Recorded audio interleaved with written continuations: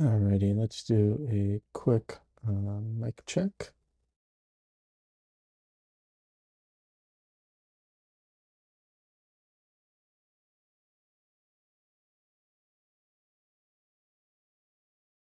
Let's try that one more time. It sounded very low to me. 1 second.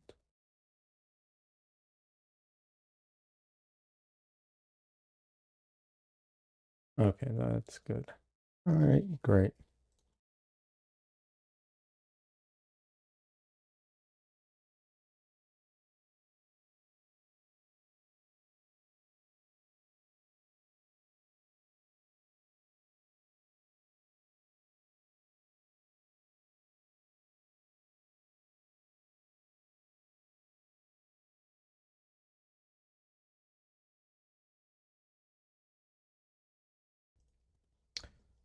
Alrighty.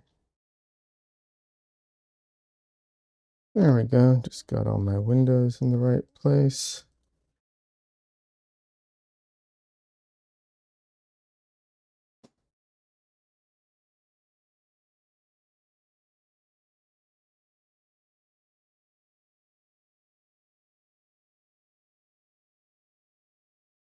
Hold on a second.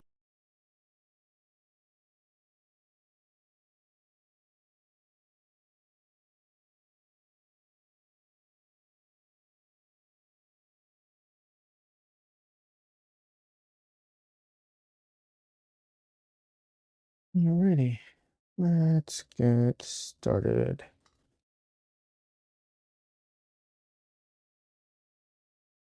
Fingers crossed the camera doesn't overheat.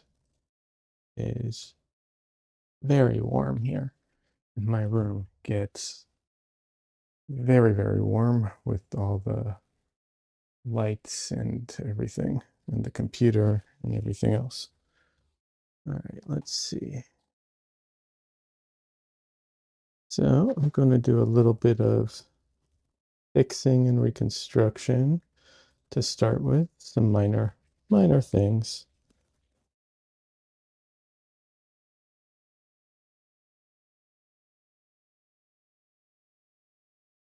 All right.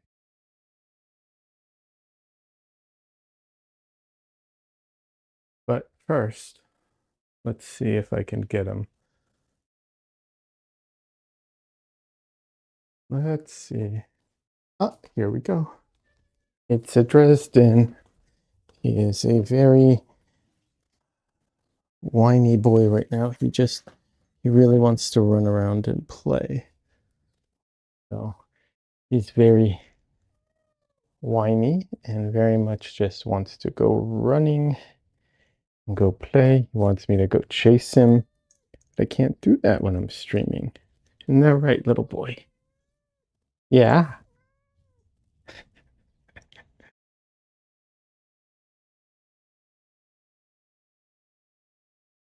Get your tail.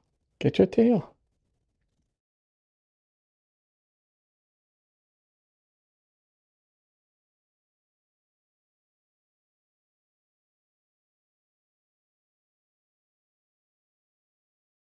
Oh well. I know he wants me to go chasing after him, but they can't always get everything he wants.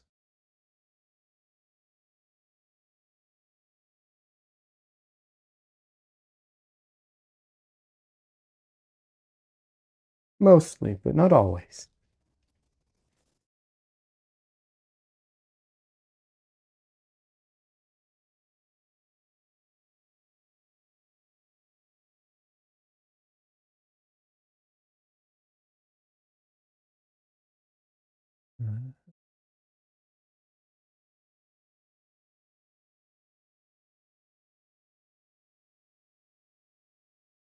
The switching my days up like this from Wednesday to Thursday, I think really, or from Thursday to Wednesday, I mean, I think really messed up everyone's, what's it called?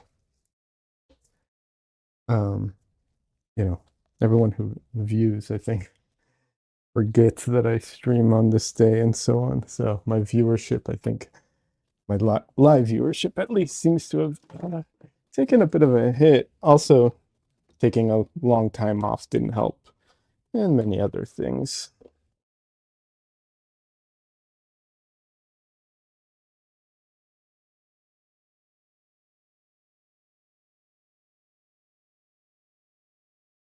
Currently working on a video that should have been done like 2 or 3 days ago, but I have hit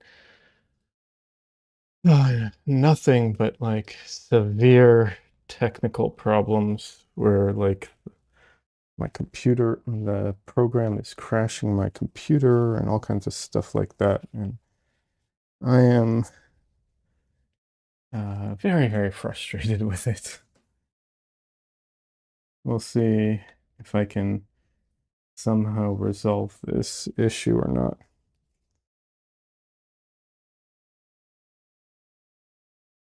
But yeah, kind of puts me in a difficult situation because I can't even roll back to an older version of the program. And so, I mean, I just can't use what I made. I'd have to start all over again. So, I don't know. We'll see. Hopefully, I'll figure it out. I'll try some, I don't know what, drivers and other things.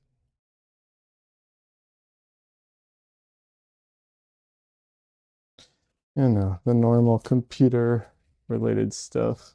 We'll talk about art related stuff in a minute, but that's just been what's been like top of mind lately.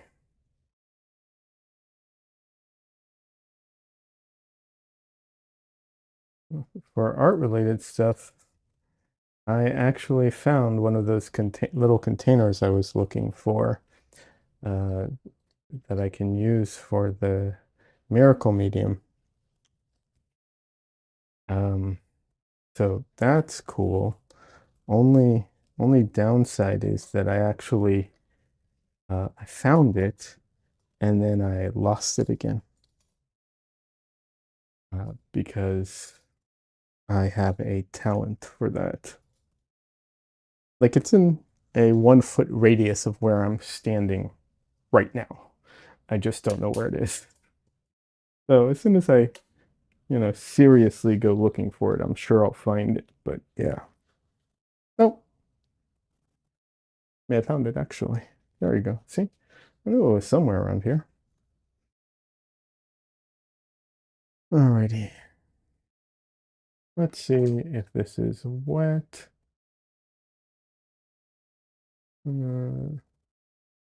Little bit.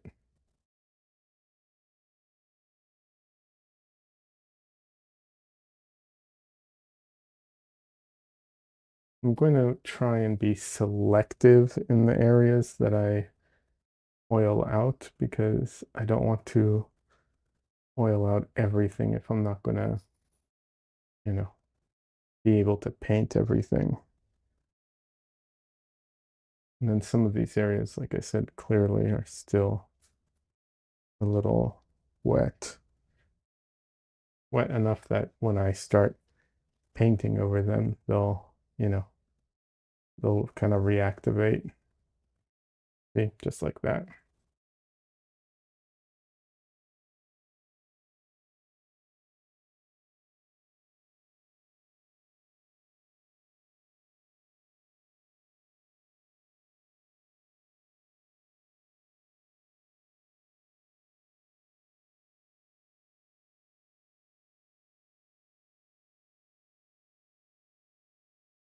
Before oiling out, I'm just trying to put the thinnest layer of this medium, the oleo gel.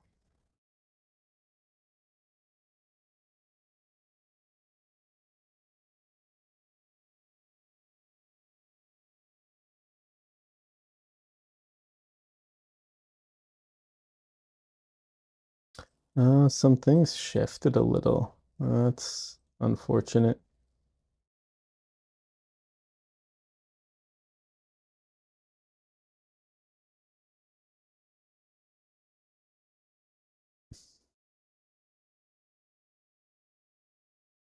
All right, let's see here. So for anyone who doesn't know what I'm doing or how I do this, I use this technique because it's pretty. I think it's convenient, um, and I like it. It's not perfect, of course, but the idea is to use. I take photos of my paintings mid-process, and then I overlay them with my photo reference, and that lets me um, what's it called? Um, that lets me see all the areas where I'm, slightly off. Well, sometimes more than slightly, but it lets me see where things are a little off or not, and I can adjust. It's not perfect. It's not exactly like tracing because I have to look, a couple feet over there and I have to gauge and judge, but it is still very helpful. Um, it's kind of like projecting, but not, once again, not exactly. It does have some features that are similar to projecting in the sense that um, it's very, I can't judge, um, I can't judge values properly when I'm doing this. So, or color. So mostly I have to base everything I'm doing either on what's already there, or a lot of times I'll use like magenta or rose, I mean, and just like draw in the things that I need to change and then go back into it and paint it, so to speak.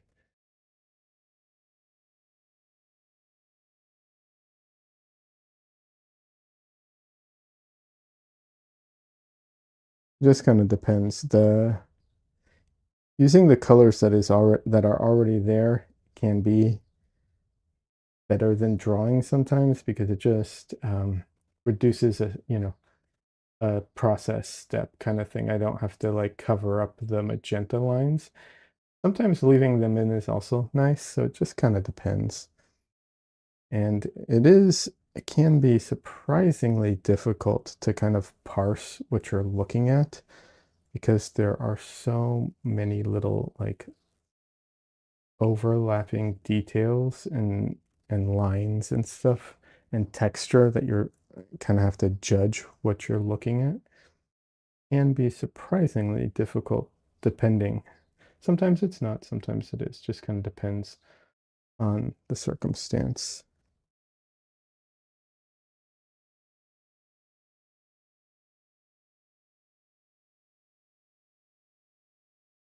So sometimes it's helpful to like go and do like a flipping back and forth between them kind of thing. Another option, if you don't want to do something like this, obviously, projecting is a very usable technique. Uh, but there's also site size, and site size can actually mean a few things. But in this, um, I mean, there's also the grid method. But the problem with the grid method, sorry, I'll get back to site size in a minute. The problem with the grid method is that once you put everything down, if you like make any changes, then the grid no longer corresponds to anything, and so it's basically not usable after a certain time.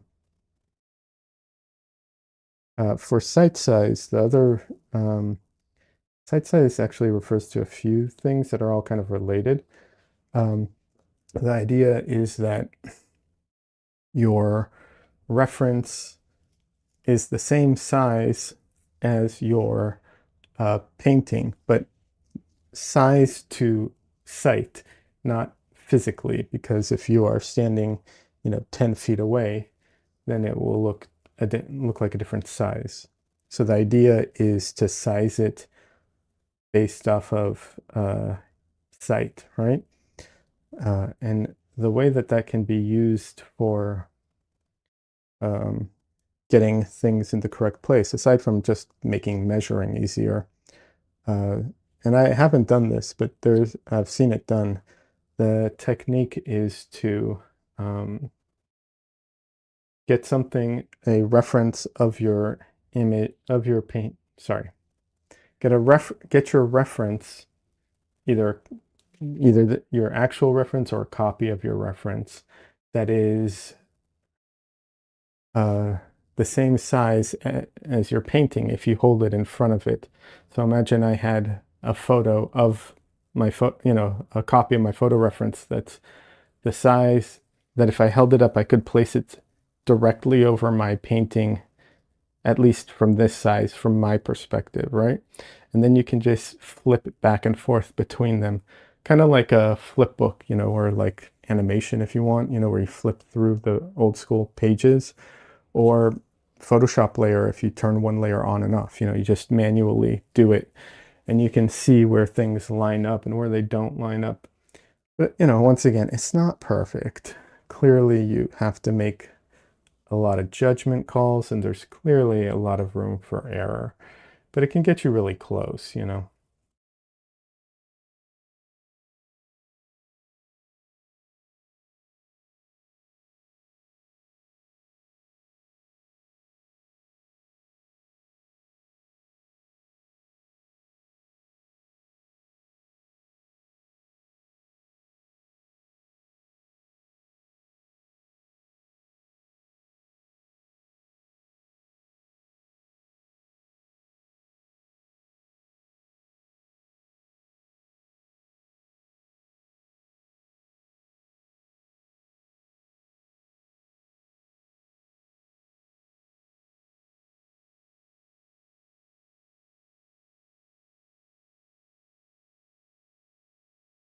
So right now, I am just trying to get the edges, the placement correct.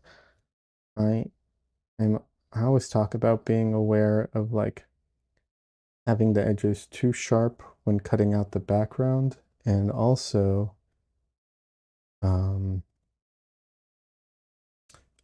having like that halo effect around the character or the figure.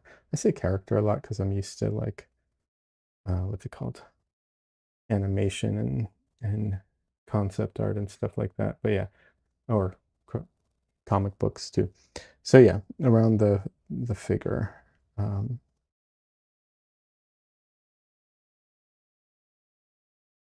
so I'm always careful about that. So if I do create that, I will have to go back and fix that because I personally can't stand that look unless it's on purpose. It's on, if you're doing it on purpose, you want to, some people do it like with a contrasty color or white or something like that. If it's on purpose, I may not like the choice, but at least it was, you know, at least it's a decision. It's a choice you've made or the artist has made. Not that everything has to be a choice. I'm a fan of happy accidents, right?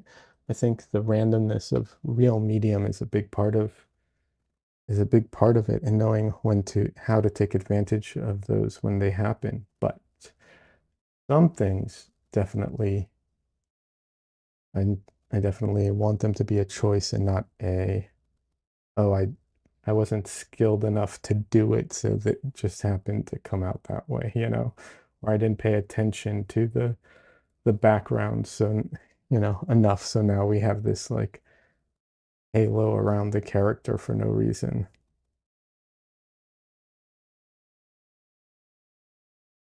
That's my gripe with that.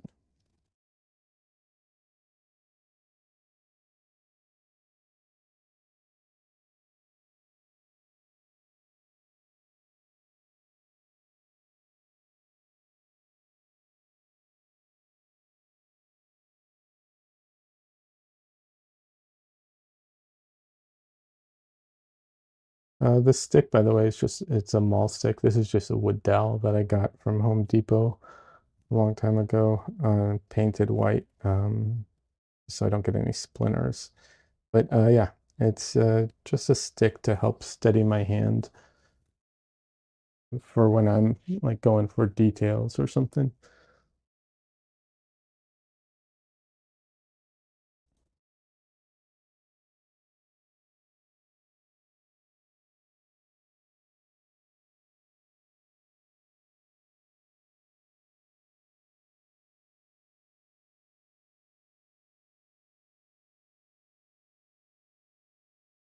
A lot of times I'll use the pinky method where I just put my pinky down and paint that way.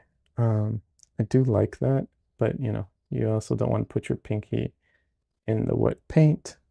So sometimes it's not a good, sometimes it's not a good technique. It also limits, directions and so on.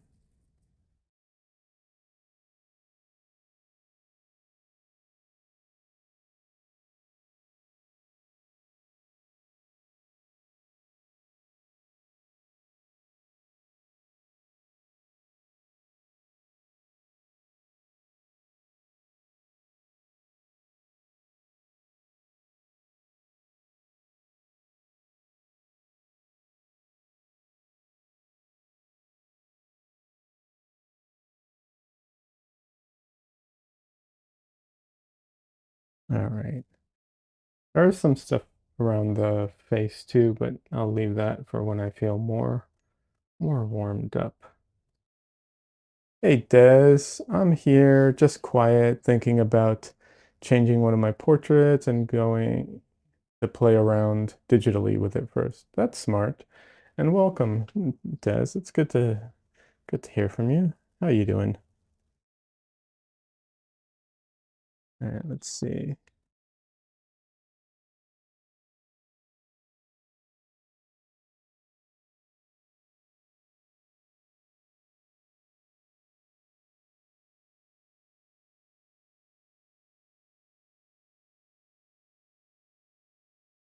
All right.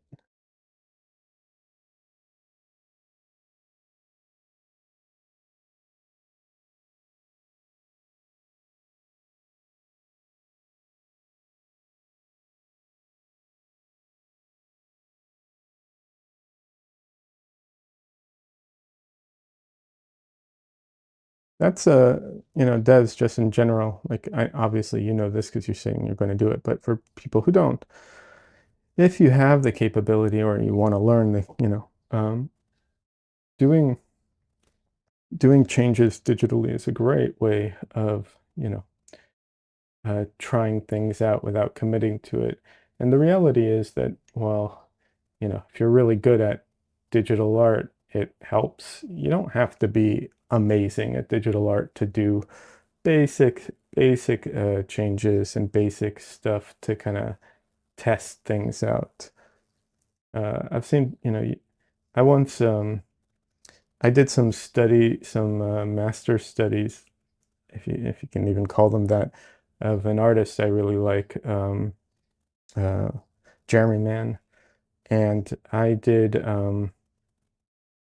these master studies basically with it was on the iPad, and I used what's it called, Procreate, but I basically just used a hard square brush. I think I set, if I remember correctly, I think I set the size to pressure just so I could get like thicker or thinner, marks real quick. And then I just did it as like thumbnail paintings, with absolutely no blending at all. And, it's not a good painting. I didn't make anything, worthwhile in that sense, obviously. But it was a good way of doing a master study and practicing.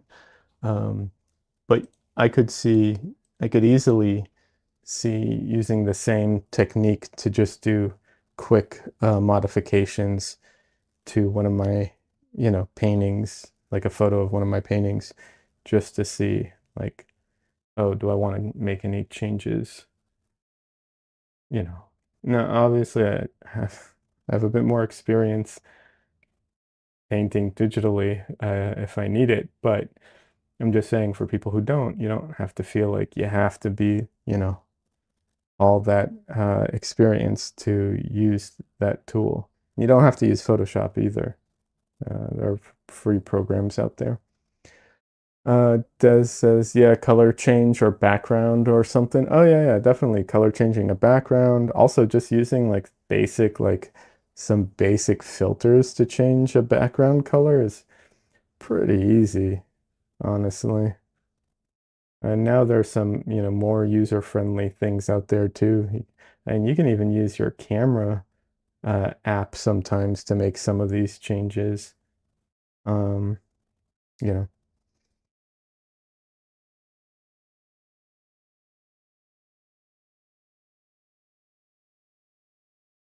but yeah, those are great tools. So I highly recommend taking advantage of them if you haven't thought about it before.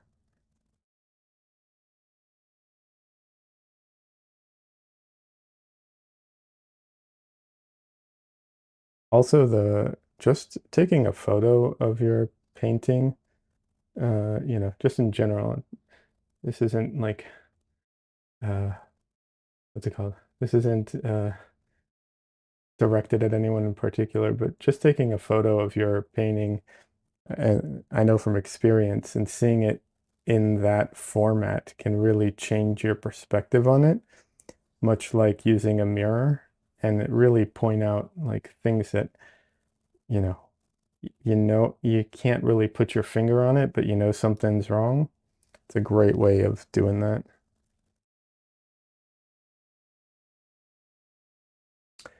Des says my mom mentioned that the dude looks washed out, and I kind of agree. I want to change the background and the shirt. Okay. I mean, you know me. I do a lot of paintings where everything's washed out, so kind of depends on the situation. Uh, you know, but I get it if it's unintentional and that's not the look you were going for. I do get it.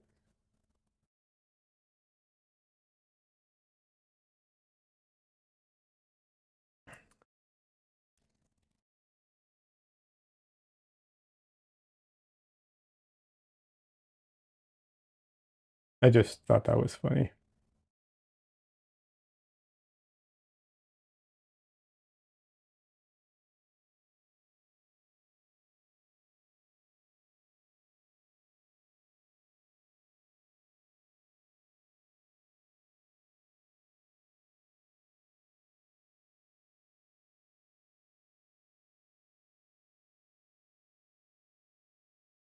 But yeah, when it under what's it called?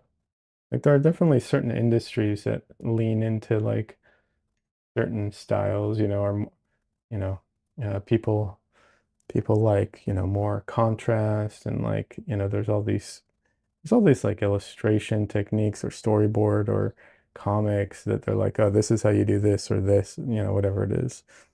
Uh, it's one thing that in fine art I do enjoy is definitely some more freedom in that regards. And not that you can't find, examples that break those molds anyways, because you definitely can in everything. But yep.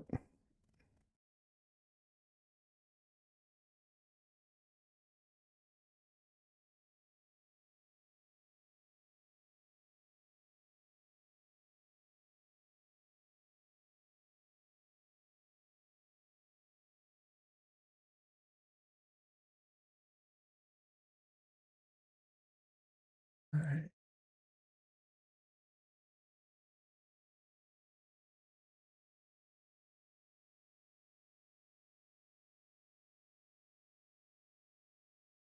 All right. I need to stop for just a second. And I need to go get a fan and try and pump some cool air into my room because I can feel how like stifling it is, and my camera will seriously just overheat. So 1 second.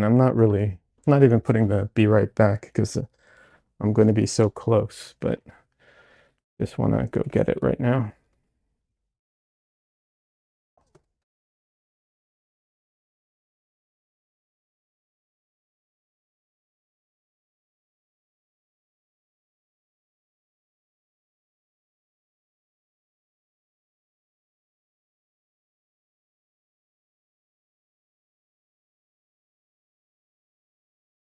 All right, we'll see if that's enough. I'm trying to keep the volume, the volume of it low too, but we'll see. Hi, Dresden. Hi, baby boy.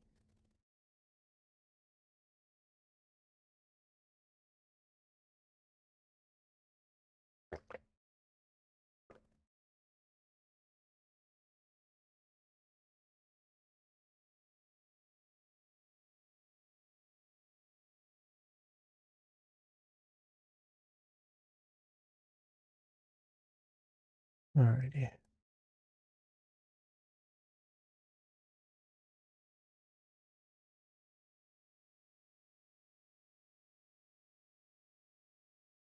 Hopefully that helps. We'll see.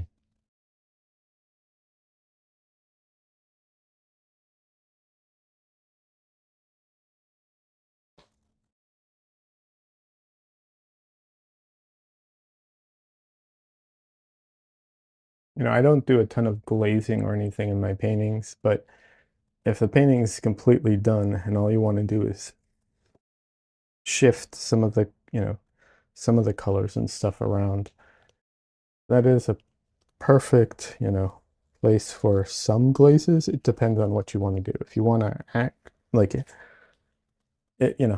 it's perfect for glazing under the right circumstances. And I know you know that, Des. I'm just talking in general. But yeah, sometimes glazing, it's like perfectly suited for that.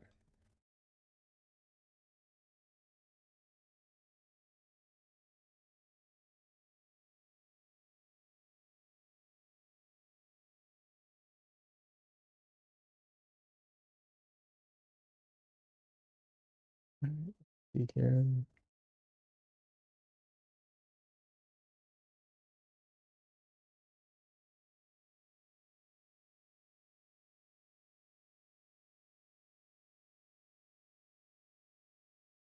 Oh, my brain just, all right.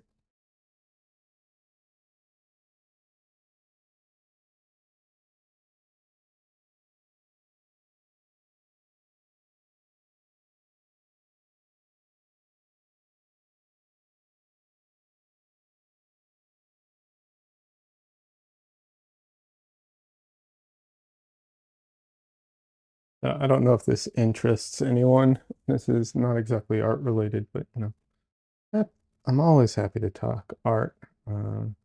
Sometimes it's just a little tough to like, come up with something in particular to talk about. So instead, I'm just going to talk about like other other things at the moment. Uh, I've been watching um, a court case on online right now. Uh, I don't. Oh yeah, it was. I started watching like some court cases online. I think it was originally because of the Johnny Depp Amber Heard trial. Uh, it was just something to have like in the background kind of thing. And yeah, that's what it still is for me. Like I watch these things while I do other stuff. Um, but um, I was like, oh yeah, so I'm watching the um, oh, what is the name of it now? Now I'm blanking on her name. Um, ah, anyways, I'll remember her name in a minute, I'm sure. The case right now that's going on, but it's really interesting to see the court system at work. It's a really slow system, and uh, you know, it's very tedious, and there's a lot of things that like don't make sense, but it's interesting to see it, uh, you know, and not have to actually be in court to see it. And I'm watching it through a YouTube channel that there's a lawyer who she talks about all this stuff as it happens. So I'm not saying I'm like necessarily learning things, but in the sense, but I am, like I'm learning stuff. I'm not, it's nothing I can do with it, but it gives me a better perspective of like how certain things work or don't work to some minuscule degree.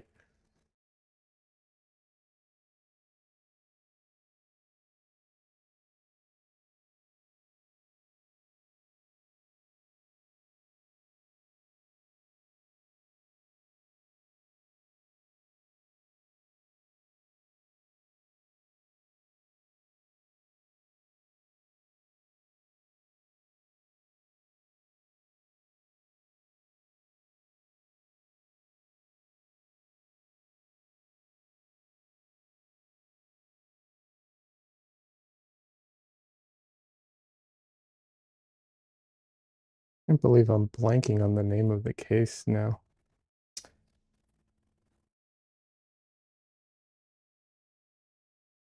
All right, Des.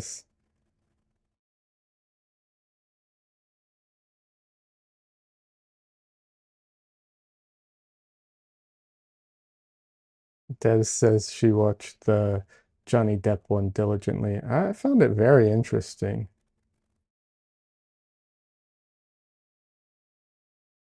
And the one I'm watching now is also very interesting for very different reasons. This one's actually a murder trial or homicide trial. I don't know. Obviously, that part's sad. No getting around that.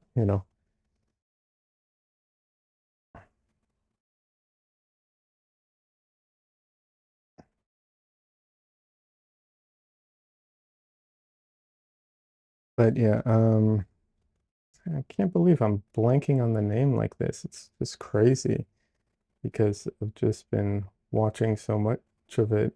I thought I'd have the name for sure. But no, my brain just will not recall that name right now. I will say this. This is a this case I think stands out to me as like I'm I'm shocked that it's even in court. So it's interesting in a different way.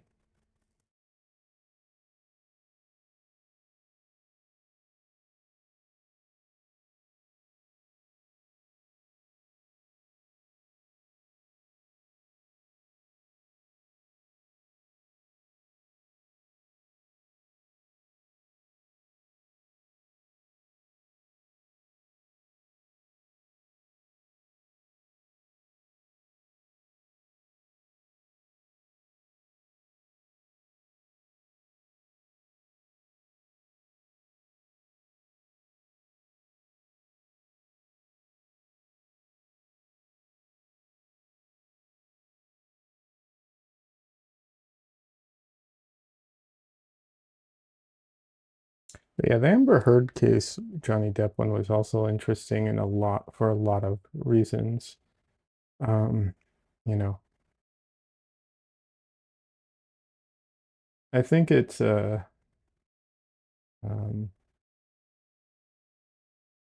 well, I think it's a healthy reminder to anyone to leave a toxic relationship if you're in one.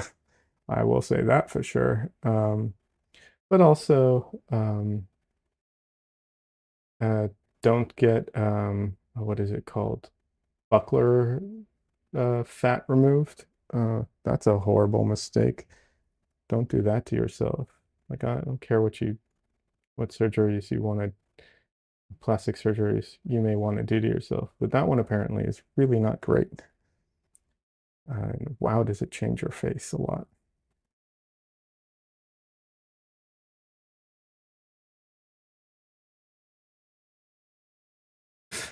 And then as South Park says, drugs are bad. Okay, although you know whatever, do whatever you want if you're I don't know of legal age, I guess, to do whatever you want.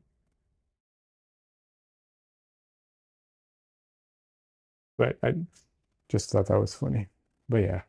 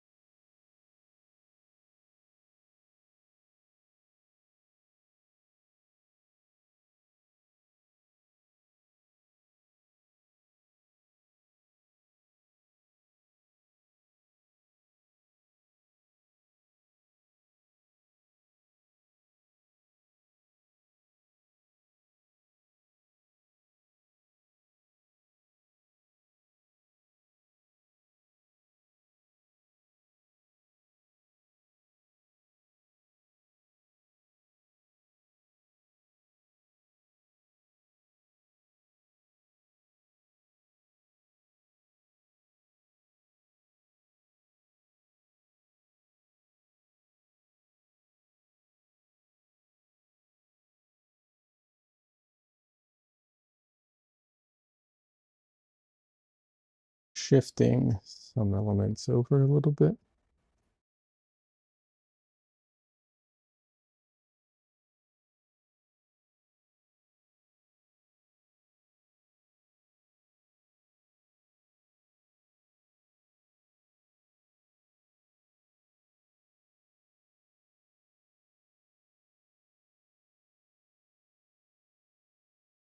Now, apparently I made some of the flower too large, which we'll see.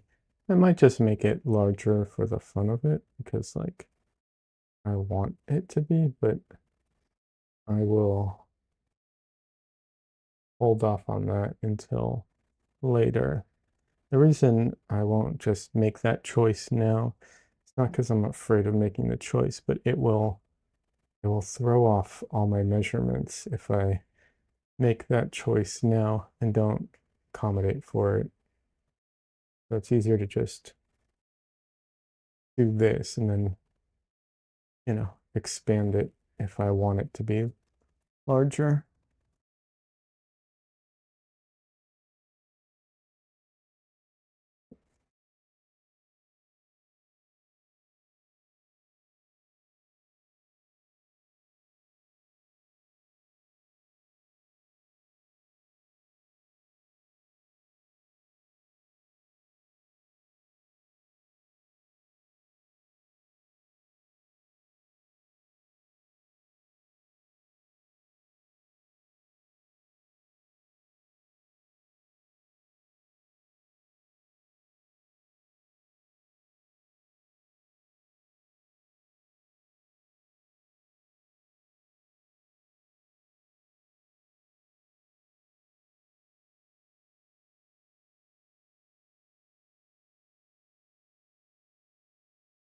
Let's see here. Um,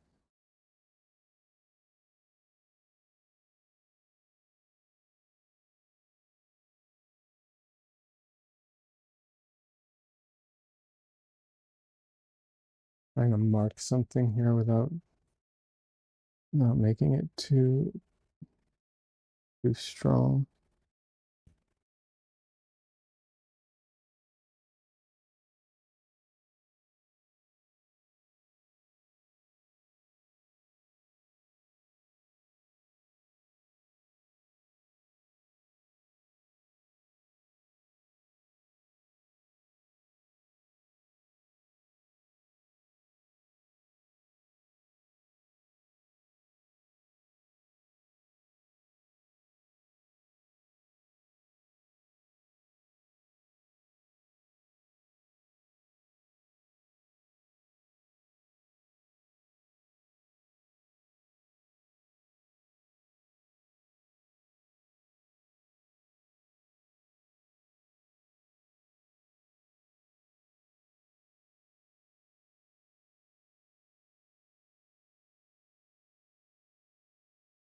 Ah, that's what's happening. Okay. All right. Like I said, sometimes it's really hard to see what is happening.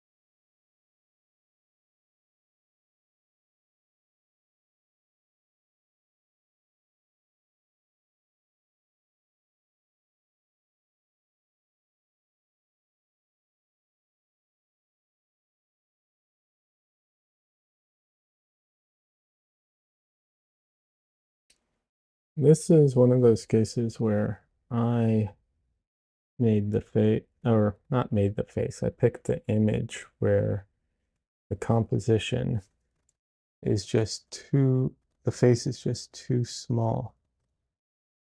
And it is, makes life very difficult.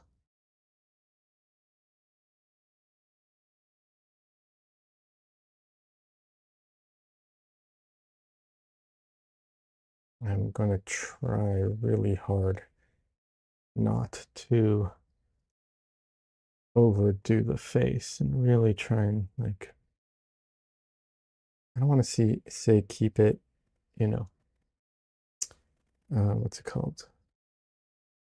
Not about, I guess it is about minimal detail, but it's not about minimal detail as much as it is the right amount of detail to match everything, to not worry too much about it being, you know, quote unquote minimal.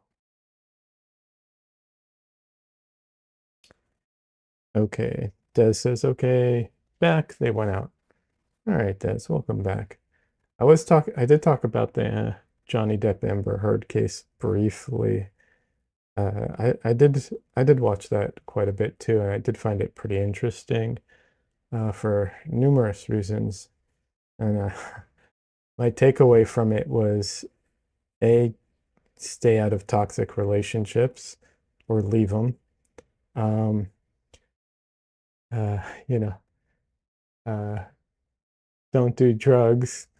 Uh, drugs are bad, you know, but not really. No, but you know, I just had the South Park guidance counselor in my head when I thought of that. And then don't do buckler surgery, buckler fat or yeah, buckler fat removal.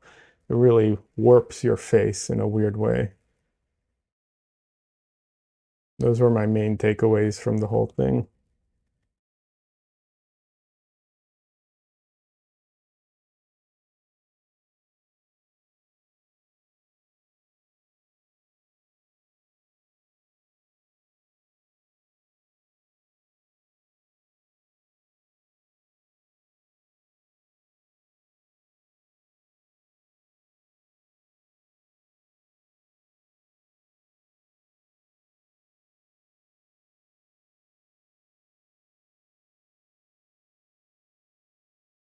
And I was saying that the court case I'm watching right now is the murder trial, and I found it very interesting. But you know, obviously it's sad, but it's also very very interesting.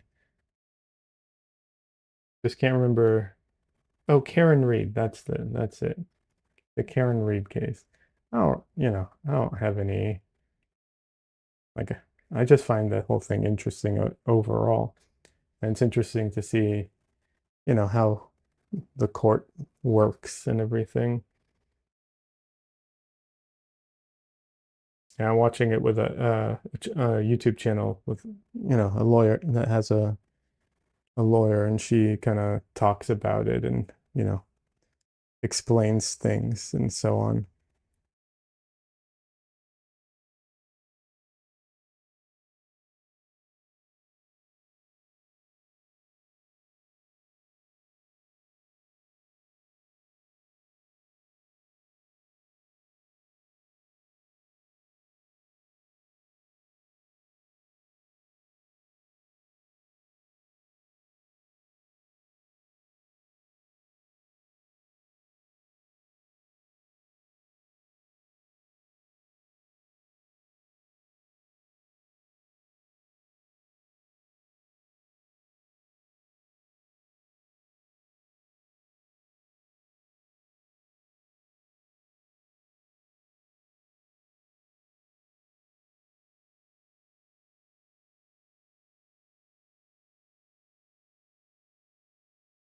I will say one thing I find, you know, interesting in a kind of negative is just how slow everything moves.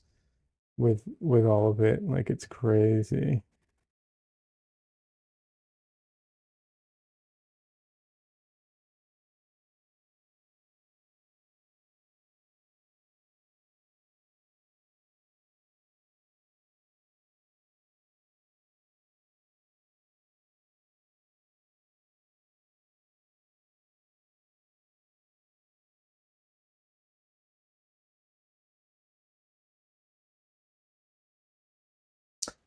Des says I haven't been watching that one.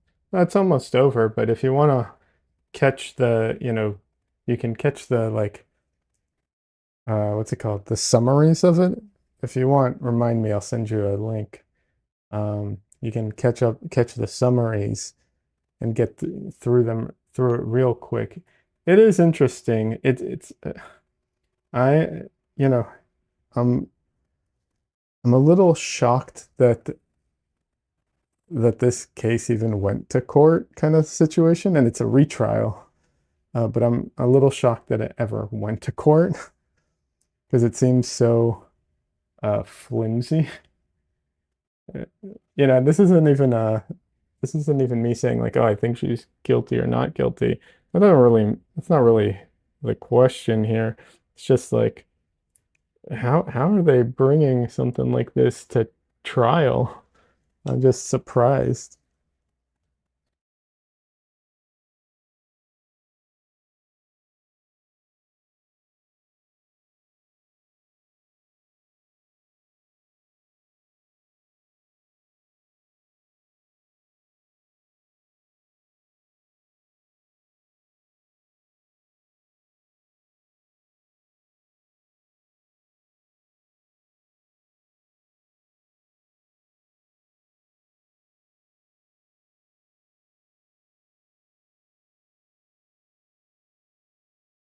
I wish I'd seen the first trial, uh, without without watching anything because apparently the first trial was a complete circus.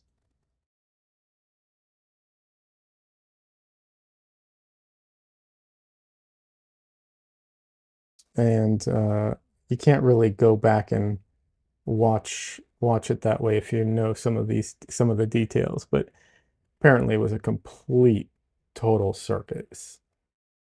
Like the things that came out, you're just like, how is this?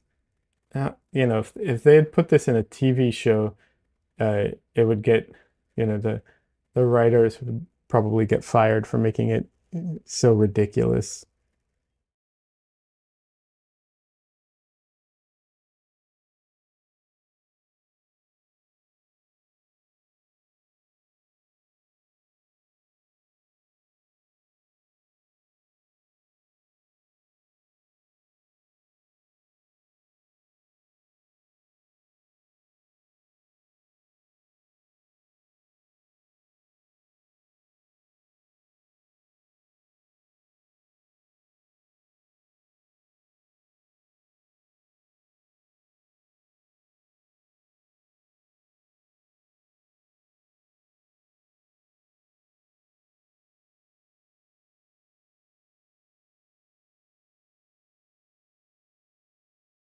But yeah, I don't know.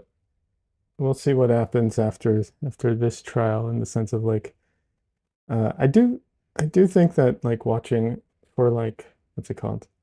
For like content to watch when I'm doing kind of other things. Some of these court cases type of stuff is actually really good because it can be interesting, it can be informative. It sometimes is very long, so that, it takes up time and it keeps me kind of out of like watching certain type of things that I probably that aren't the best for my personal mental health. Um, and then, you know, I don't know. And like I said, some of it can be really interesting. It can obviously be very boring, as well, but definitely can be interesting.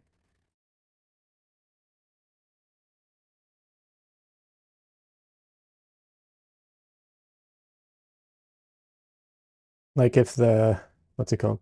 If the P. Diddy case was being streamed live. I'm pretty, probably watched that.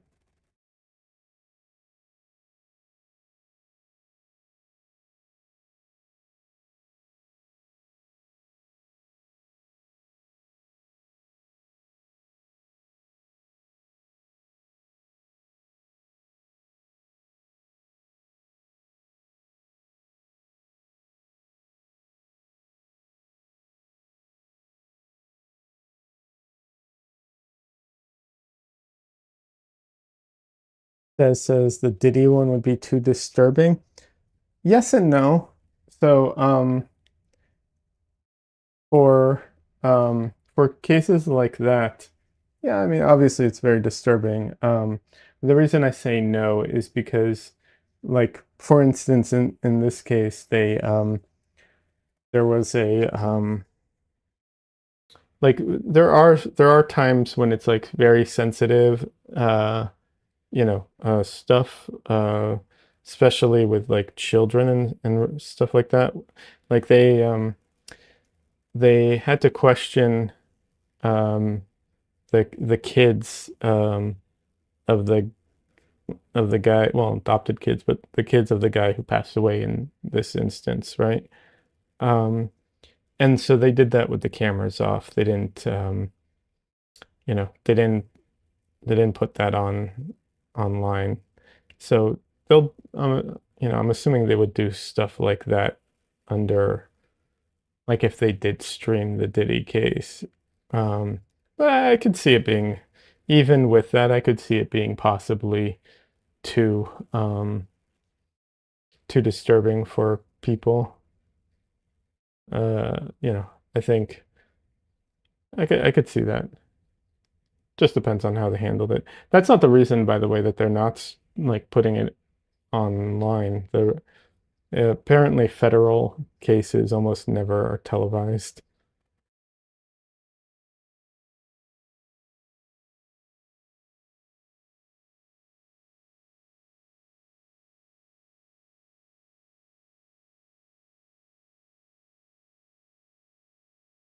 But I could see it.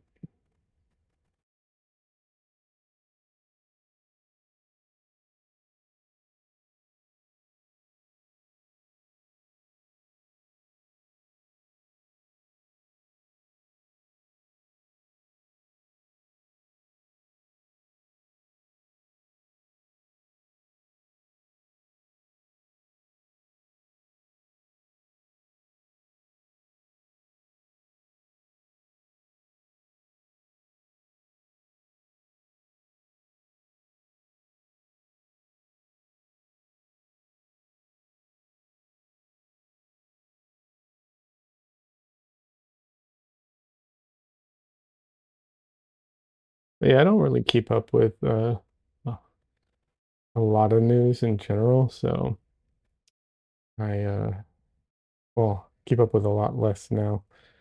So hard for me to like, I don't know, hard for me not to fall back into like politics and stuff like that. I'm trying to keep that at a healthy distance, or I need to know, but I also just want to keep some of it at a healthy distance.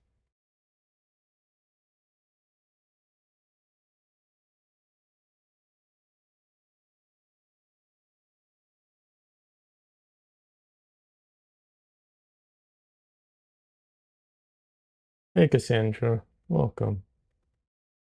How you doing?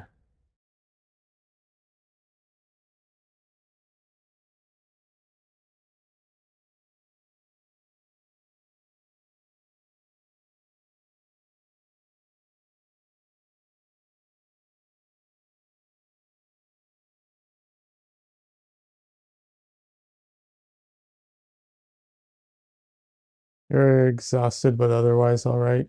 Good to see you. Yeah, good to see you too. I am, I've been super frustrated. My editing software and my computer have been crashing nonstop for like the last 2 days. I'm working on this video and it would be done if my computer and software weren't constantly like crashing on me. And I just trying to deal with all the troubleshooting stuff is such a nightmare. Yeah, very, very frustrated with all of that. Oh no, yeah. Like it's to the point where I'm like, I don't know that I'll actually be able to output this if I can't get it fixed, you know? Uh, I don't know.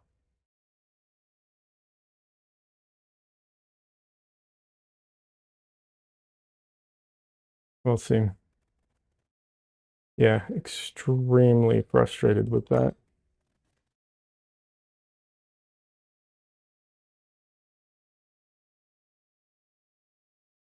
We'll see. It's the first time I've ever had these types of problems before, so I don't know.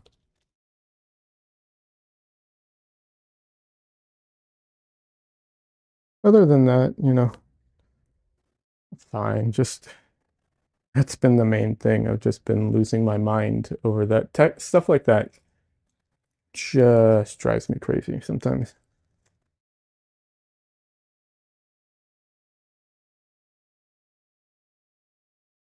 And the problem, like many computer problems, is very unclear. It's like, what's the issue? We don't know. It's this code. What's that code? I don't know. Great. That's helpful. It can be really taxing for sure. Yeah. Yeah, absolutely. I mean, like, I know I don't have like the strongest, best graphics card in the world and all that. Like, I recognize those things. Sorry, I just need to grab something here. But it's not the worst either, right? Like, I'm not editing on a laptop or something. So I don't know. Doesn't seem like it should be this much of a problem, but we'll see.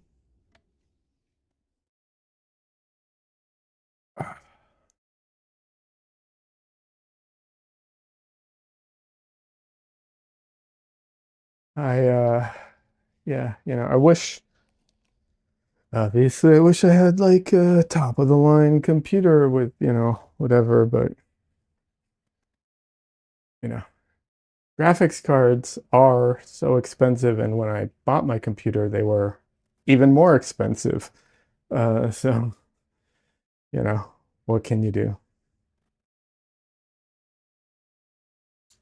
I did get the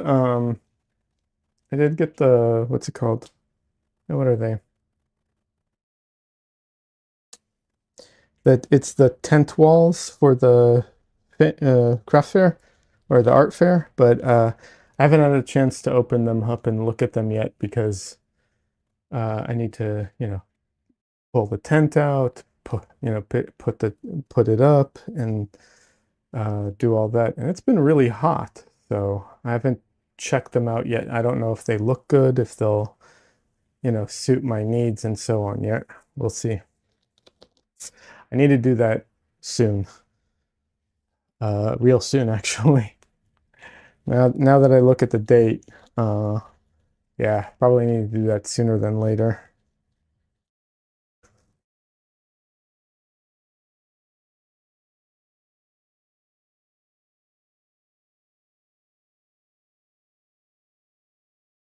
Cassandra says, yeah, it's either oppressively hot or pouring. Yeah, that's the other thing. Yes, it's either too hot or just pouring rain. Obviously, I can't, put it, test it when it's pouring rain, and it's hard to test it when it's so hot as well. So yeah, I was hoping the weather would, chill out a little bit. That says same here. Yeah.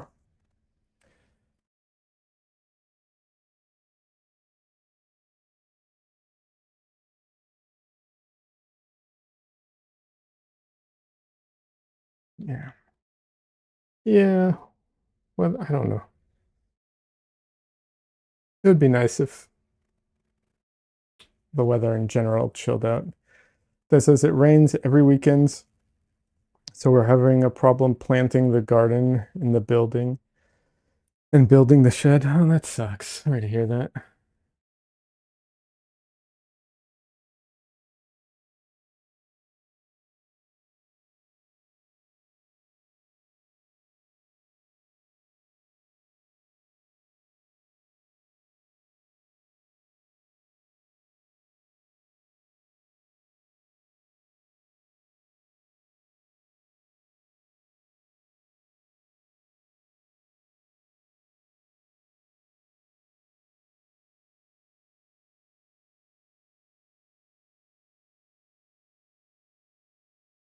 All right, hold on a second. Let's see.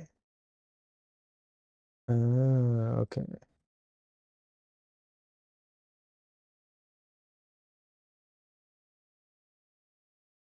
that's helpful.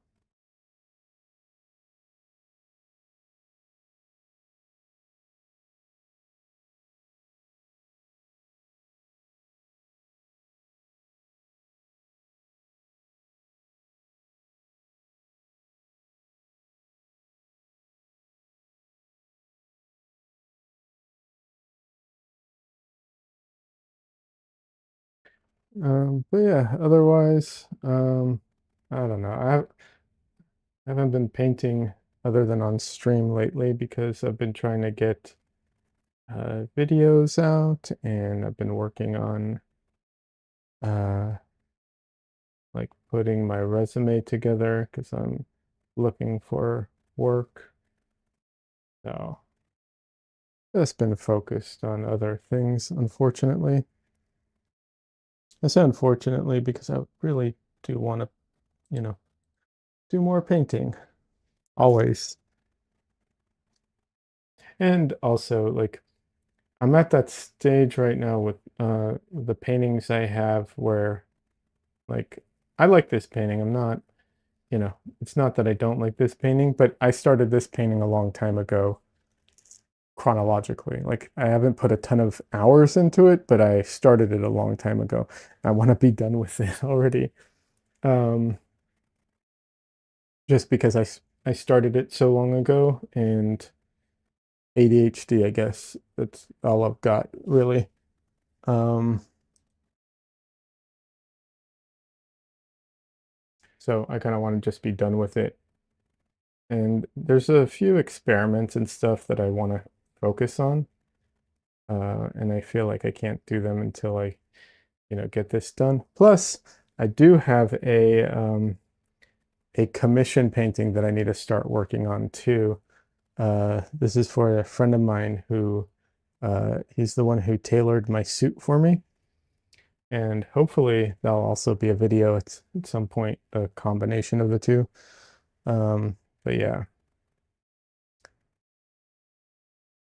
like I said, yay commissions. It's not a paid commission. It's you know, uh, it's a bartering commission.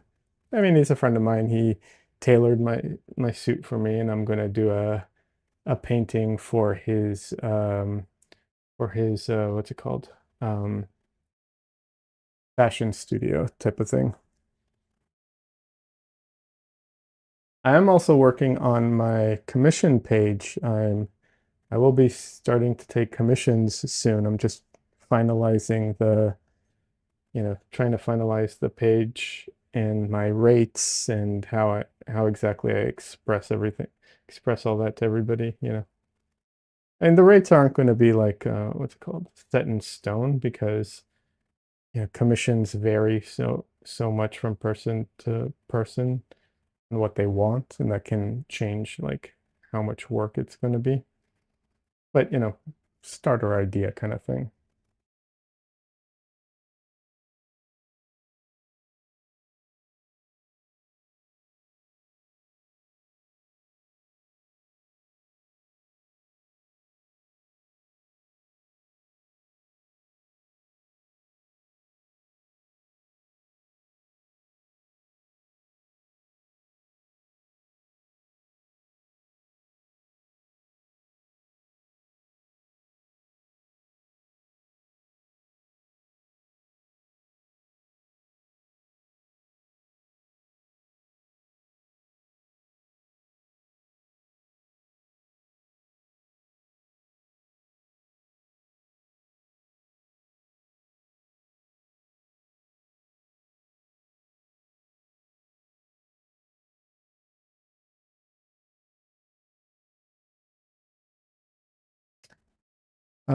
Cassandra says, yeah, makes sense to be able to be more flexible.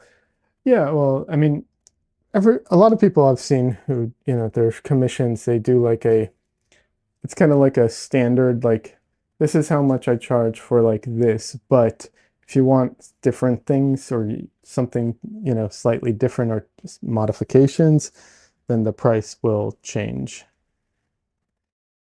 One of the things is that a lot of people, what they do is they, um, if it's like, I don't know, let's just say I'm just throwing a number out there. Let's say it's, $500 for a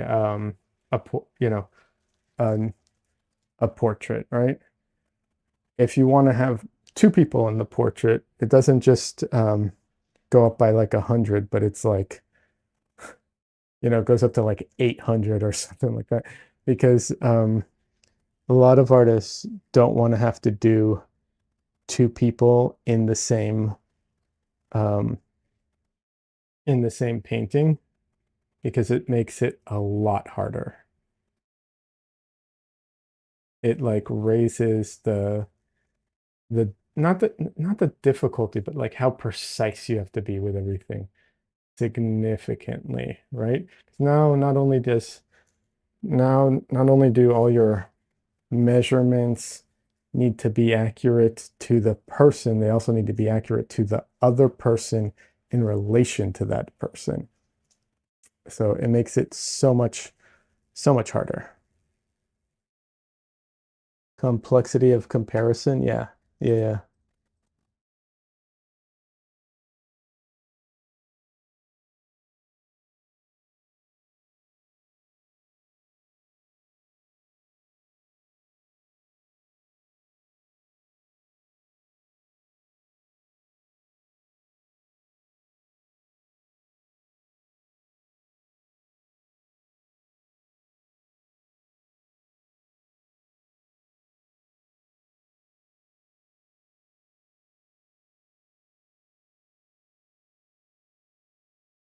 Sandra says, when I painted my parents' cats, I ran into that. Oh, okay. Yeah, yeah, yeah. I have a painting I'm working on, and by working on, I mean I started it a long time ago, and then I don't remember why I stopped working on it, and I need to get back to it. But it's for family members. Actually, I have two paintings of family members, and they all have multiple people in them. And it definitely definitely makes it harder. Like it's definitely a lot more work to make it sure everything's, right.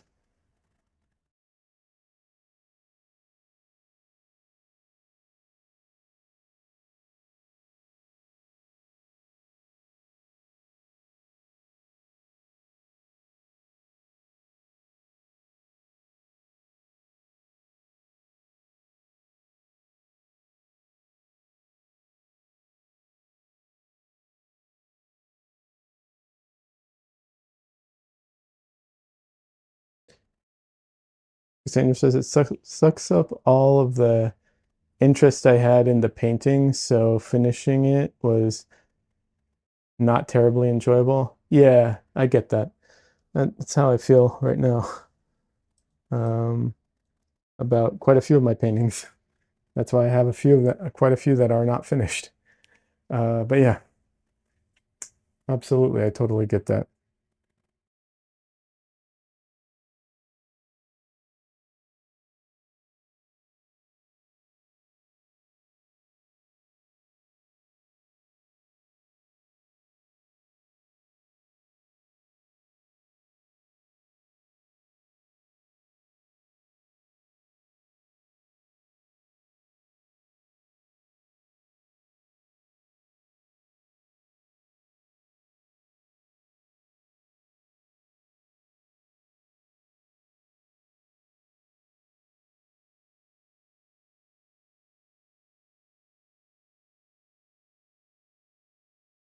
Yeah, that is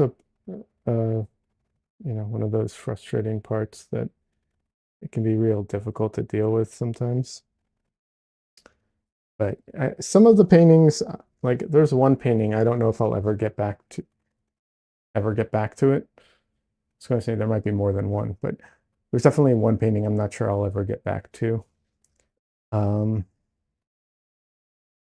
but there are some that I'm hoping I can push through and actually finish them at some point.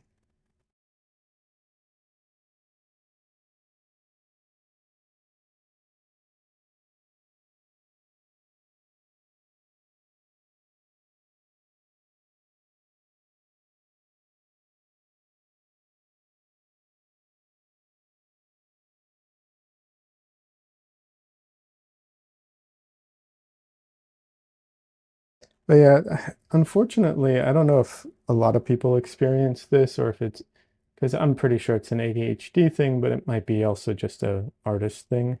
It's hard for me to know. But I definitely have that experience where like a lot of my paintings, by the time I get to the end of them, I'm like, I don't want to look at this for a very, very long time. I am done with this painting. I do not want to think about it. I do not want to deal with it. I just want to move on to something else. Um, yeah, that happens to me a lot,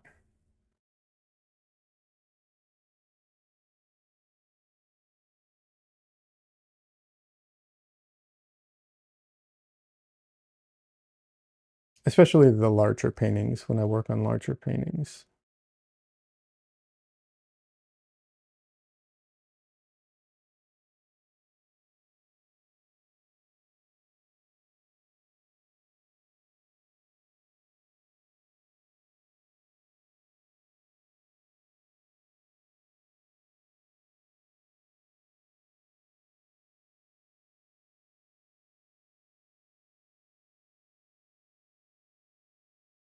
And just as I experienced that anytime I work on something for like more than 3 days, LOL. Yeah, yeah, sounds about right.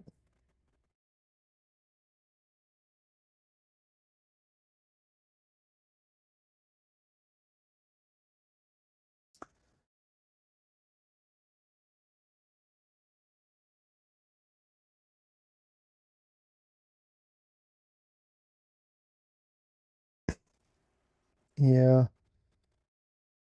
that's one of the reasons I really want to be like, done with this painting. It's not just this painting. I have another couple that fall into that same category. There's one that I really want to get back to because it's a experiment painting. I really want to finish trying to experiment and see what I can do with it. Um, but yeah, and then I really want to do some more paintings. I have some ideas of things of paintings I want to do, or some styles I want to, not styles, but ways I want to push things a little bit, you know? And I can't do that because with these paintings because they were never set up for that, right?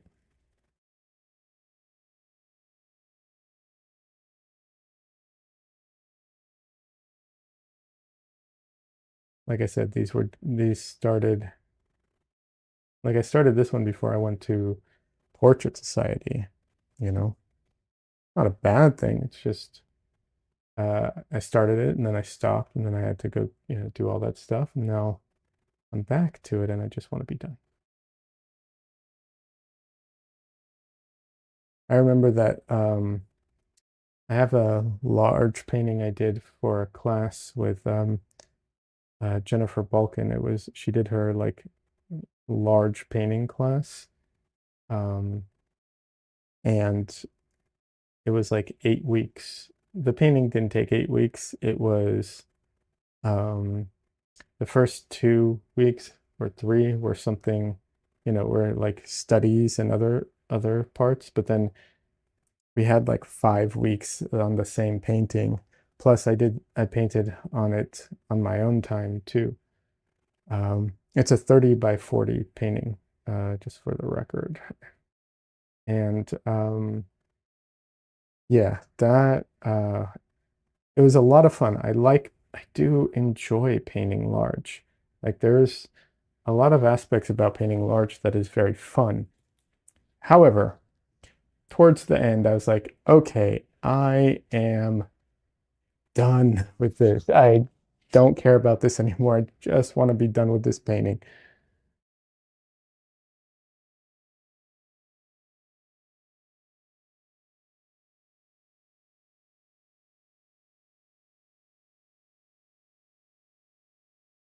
I'm really happy with the painting though.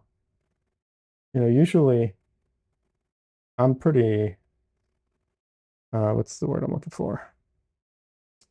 Harsh on my older stuff, but there are a few pieces here and there that kind of stand up to time, I think. And that, I think, might be one of them.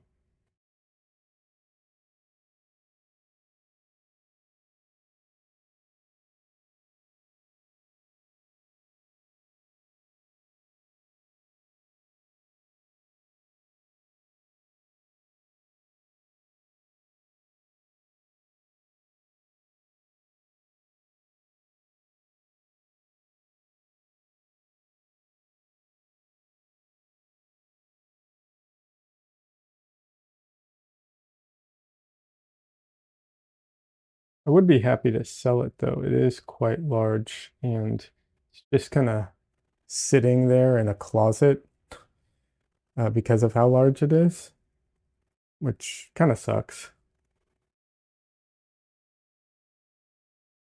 Although, now that I think about it, could, in theory, I could build a frame for it and actually hang it up now.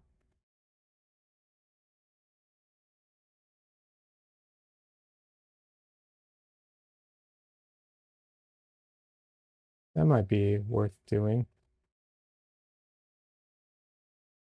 You could. Yeah, I could. It'd have to be, um, I don't know how much that would cost because it'd be a big, big frame. And what's it called? I also would have to be very careful anytime I'm streaming or anything because I couldn't put it in my room. It'd have to be somewhere else in the house because it does have some artistic nudity in it. Um, and these platforms are so dumb about that.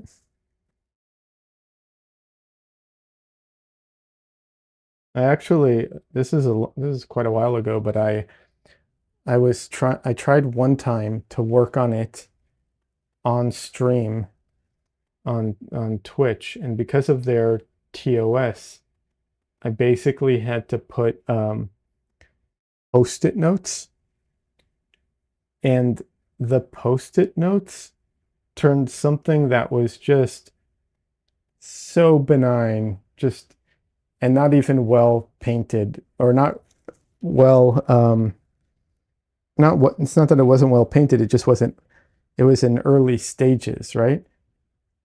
Like very early stages. So there wasn't a ton of detail or anything. So it was just like, you know, brownish circles essentially, you know, misshapen circles for that matter, because it was like from the underpainting stage, or the drawing stage.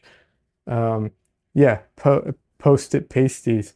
And it made it so much more like lewd. And it also brought in people coming in wanting me to like move the pasties and stuff like that. Uh, you know, so I had to ban random people who came in to my chat because I'm just like, that's not what this is about at all. And it was so stupid.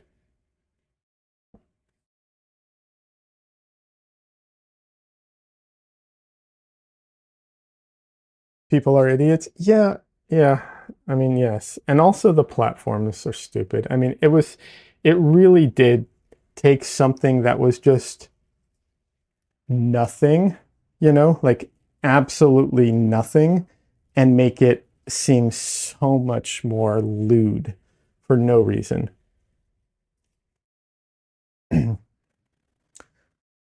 Cassandra says, come on, there's a whole internet full of that. I don't know what to say. Obviously, I don't know why anyone would like, yeah, I don't understand.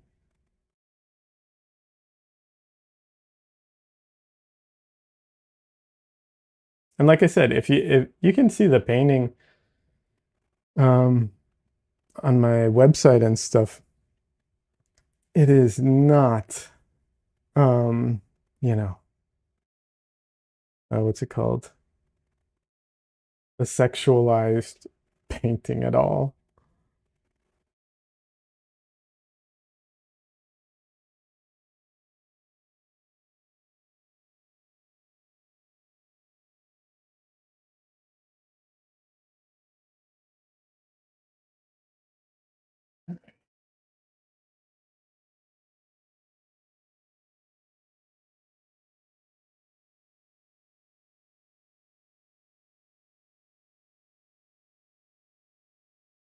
There's this woman on YouTube.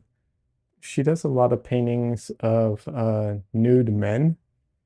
Um, and I'm unclear.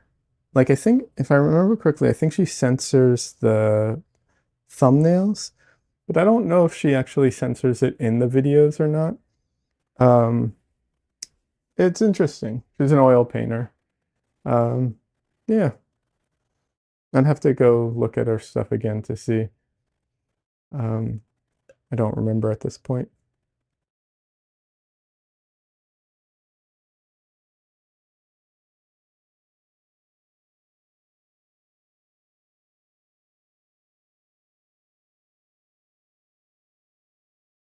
I did think it was funny for like a day, Twitch changed their policies, um, where you could do like uh nude, essentially like nude drawings if it was, artistic and not like, you know, lewd or whatever. And I think it's the VTubers went and some of the people who do like anime drawings and stuff like that, they went wild with it for like a day and they immediately reversed course. Twitch was like, "Oh, this was a mistake. This was a mistake." Immediately.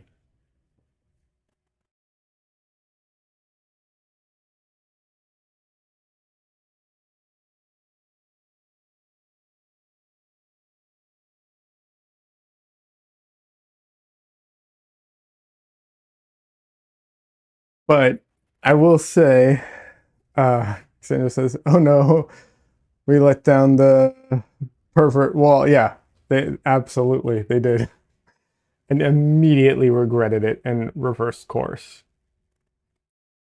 I think they were trying to be more. I don't know what they were trying. I think they were trying to be like more friendly to artists and stuff, and I don't know. Um, it it's one of those things. I do understand like they can't completely just be like all nudity is okay as long as it's in art. I get that. But at the same time, I feel like there are definitely the problem is it's really hard to write it in a way where they can probably automate it and also not get into the like situation where some people get away with it and some people don't kind of thing. But um still, I'm sorry. It's still pretty dumb for certain people. I can't help it. I'm not going to be able to be like, "Oh no, I understand it." I mean, I'm just painting like, I'm just doing a figure drawing, like an, academic figure drawing, the type of thing that every artist does in art school, and you can't do that. I mean, come on.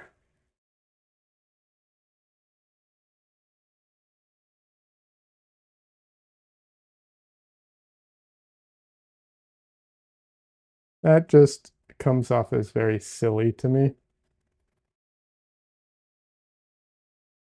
I realize it's hard to like I said, it's hard to write TOS that, perfectly skirts that line, but I feel like it's kind of one of those things where it's like, yeah, I get it, but you know it when you see it. Come on.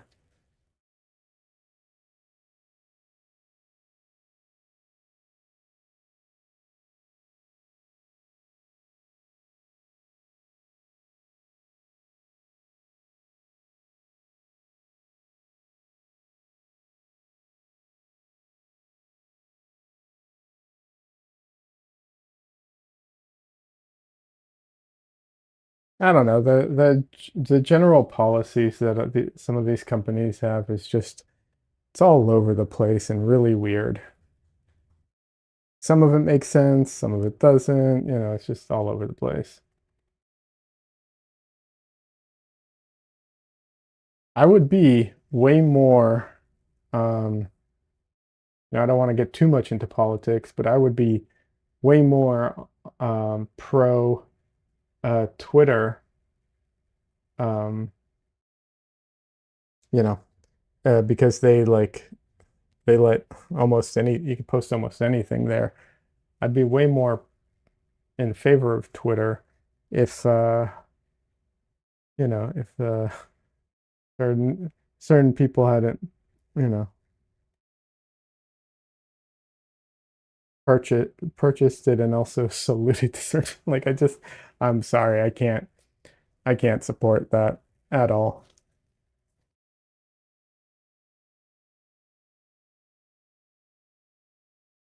I stay away from politics on my channel, but I don't consider that politics in my opinion. That's why I don't post there anymore at all, ever. I barely post anywhere, but I will never post there again.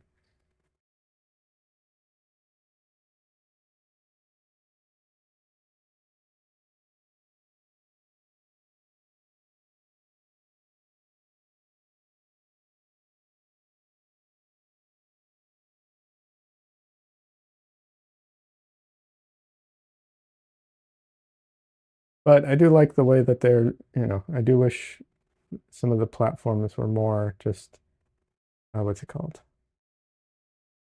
Just let you post whatever. I can still see that being a problem. I don't know.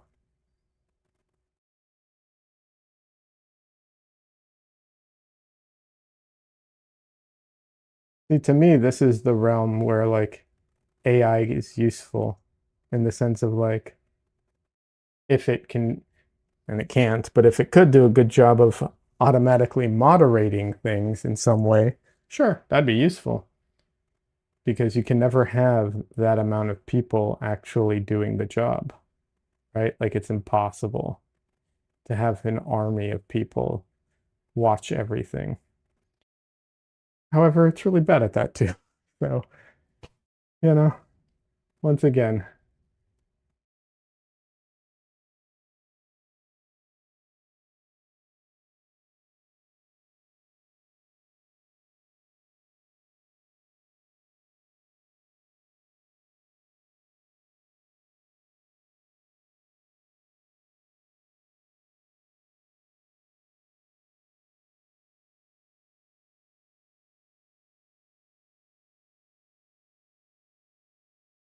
there's this guy on Instagram that does a parody of Bob Ross, but he uses, he uses, I don't remember, I think he uses Midjourney or Stable Diffusion or something like that. Um, so he just types in prompts and, it's a parody. He's just, making fun of it and how like stupid it is and everything. It's pretty funny though.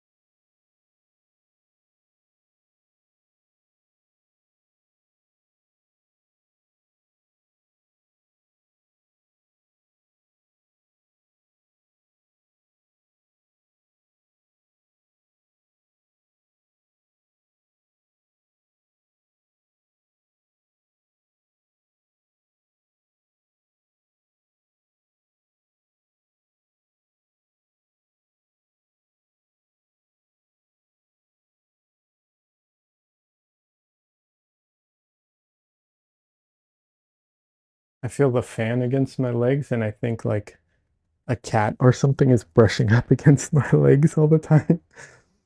Uh,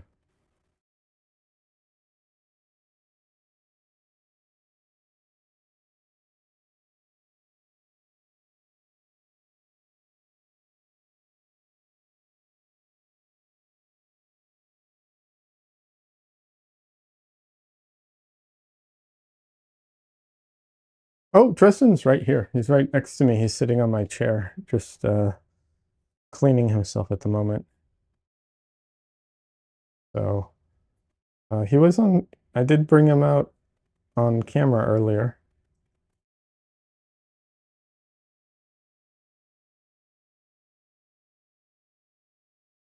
for a short minute. He very much wants to play right now, or he did. Now he's probably not going to want to play, but he very much wanted to play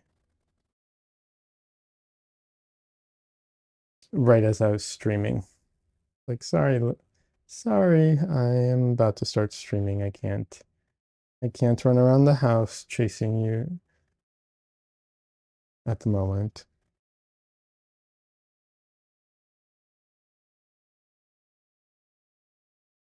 Because that is how he wants to play, for the record. He wants me to chase after him, run around, chase after him. And then he goes and hides and watches me, and like just sits there. And then eventually he comes out again and wants me to chase him some more. It's it's very weird. It's not very like cats are weird about that. It's not very consistent. It's like, okay, we're playing, break. Okay, we're playing now, break. Just like just play until you're done playing. Why the on off kind of thing? Very silly.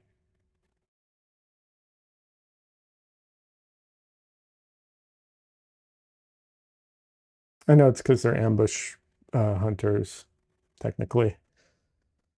That is why.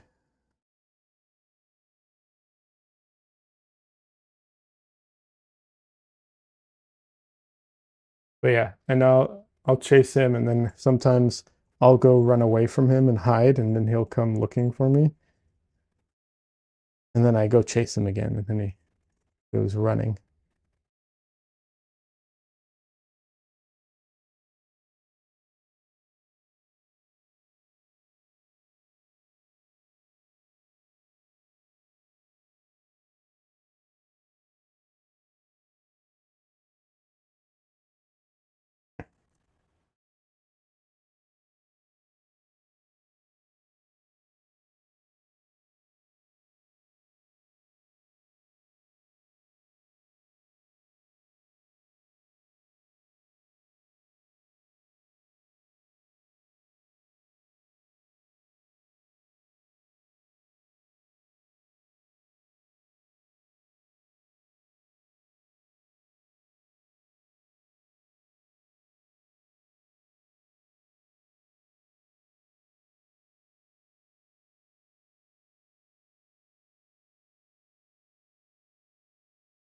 If he's still here when I end stream, I'll definitely bring him on stream for a minute to say goodbye to everyone.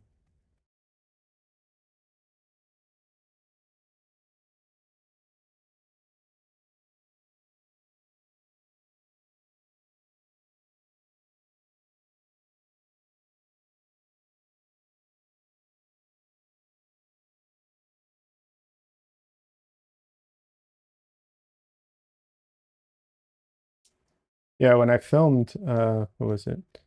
When I last week when I filmed the stuff for this video I'm working on, my camera overheated at the end. That's like just how hot it's been. And that's like with the AC running, and I shut off my computer so it wouldn't, you know, um, so it wouldn't generate any heat. But all the lights and everything, all that stuff really makes, like makes it difficult. And it was nighttime. Still overheated.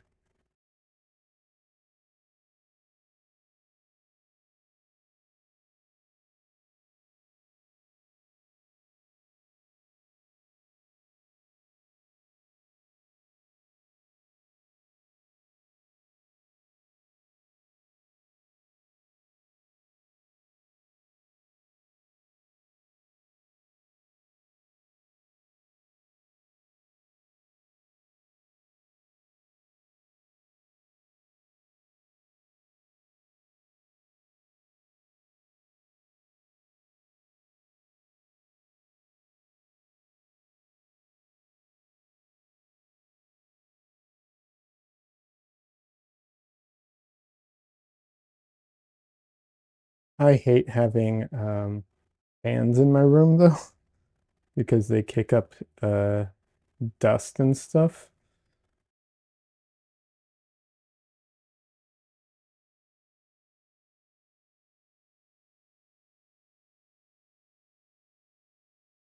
I know, technically speaking, I probably need to dust more. That is not really in question, but um, so much stuff all the time, so I don't always have the time to dust and keep up that way. But with the wet paintings, the fan can move uh, dust around a little more than I would want, which is at all.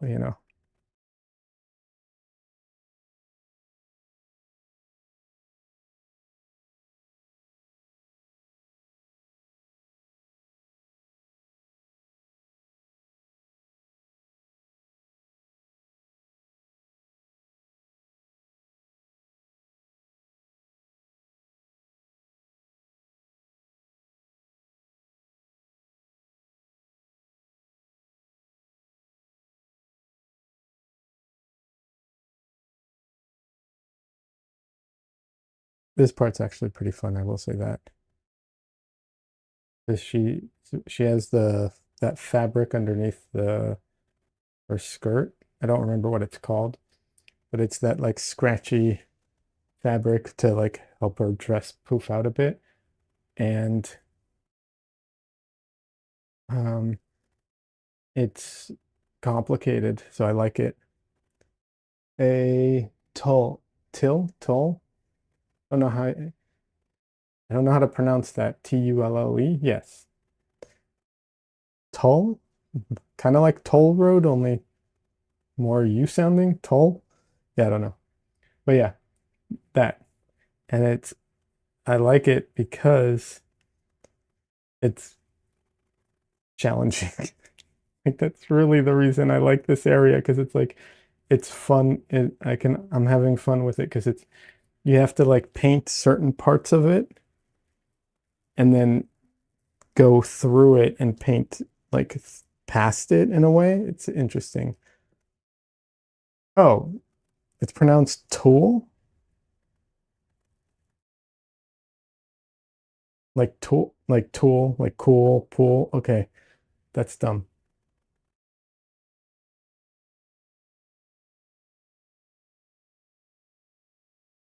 Yep. Yep. English is a dumb language sometimes. I always forget that.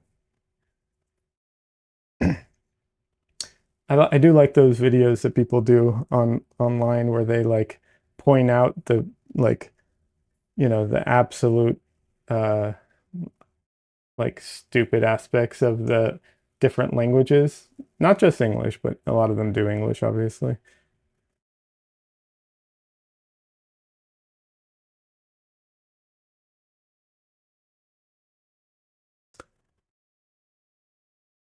Cassandra says it's French. Fair enough. A lot of our words are derived from a combination of English and French.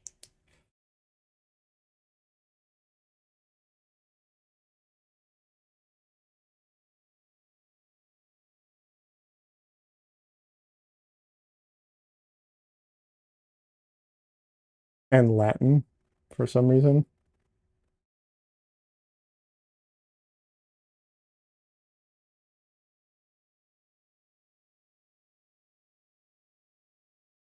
But yeah, it's fun to paint because it's partially sheer, partially not, so it's makes it interesting for me.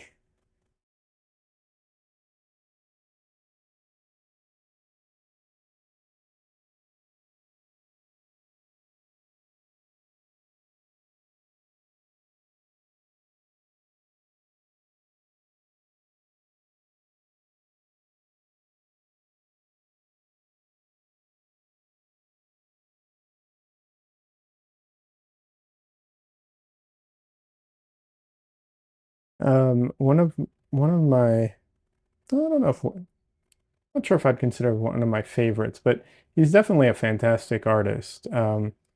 Uh, Gil Elvgren, he's a pinup artist from like the 50s, and I think, if I'm not mistaken. Uh, he's a fantastic artist. I don't know that I'd consider him one of my favorite, just because like, I don't know, it's kind of, the artwork itself, a lot of it is just not all that interesting to me, but he's a fantastic painter. Um, so he did a lot of pinup art, and so he used to paint a lot of you know, sheer fabric. Um, and I always found it so interesting the way he, and not just him, anyone who does like sheer fabric, how they handle that, because it's so um, you have to be very careful with it. Kind of like painting glass too, right? It's like when you paint glass, you're kind of painting what's behind the glass. Um, and depending on how it warps things, and then the edges of the glass is where it becomes opaque. And I'm talking about clear glass, not like, um, you know, not something else. But yeah, it can be really, really interesting. Sandra says a lot of those classic master pinup artists were so good at fabrics. Yeah, absolutely. So good at fabrics.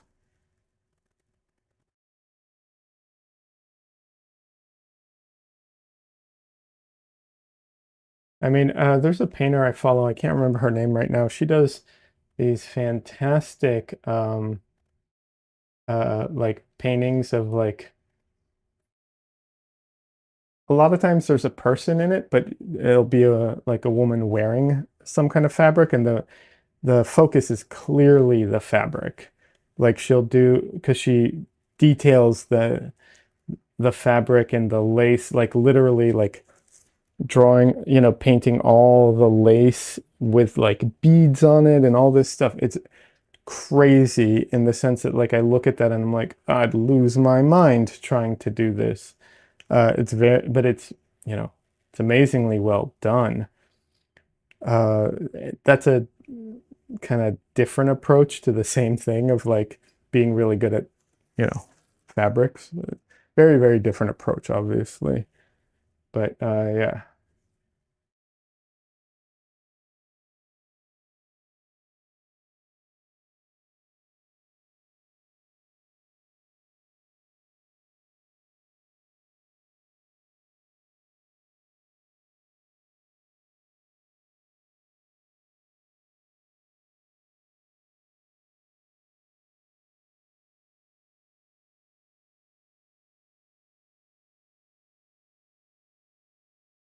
But one of the things that's I find so interesting about fabrics in that manner is that um, our brains, it's one of those situations where like your brain is telling you what you're looking at, and you really have to kind of like forego the interpretation that your brain's giving you, and kind of step back and try and really like try and see what is it you're actually seeing versus what your brain is like interpreting for you and telling you that you're seeing. Because if you paint what your brain is telling you without doing that, it won't look right at all.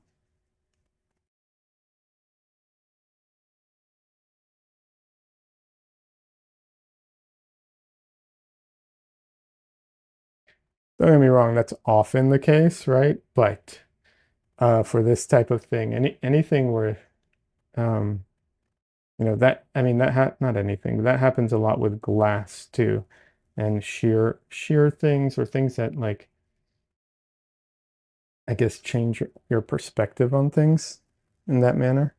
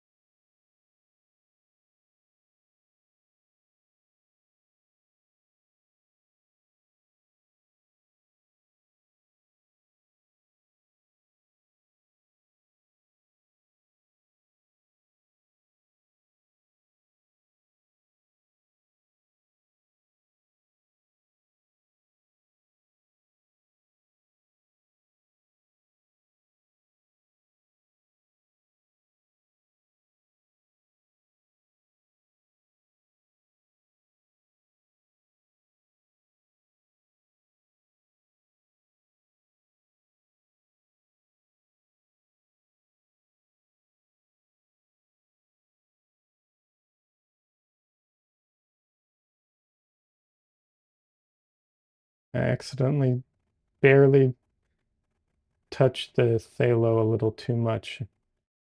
Now I have to dilute the color a lot.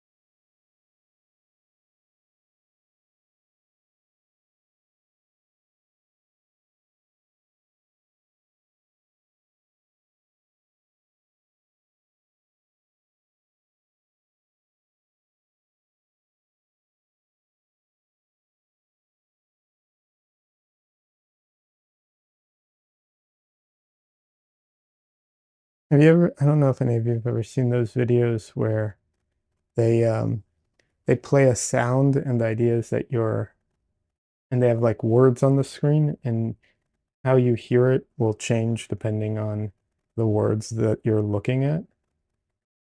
Um, the only reason I mention that is because our brains are um, really good at interpreting things um, and finding like patterns and things to interpret, but not always really good at being accurate at that stuff, at least for these purposes.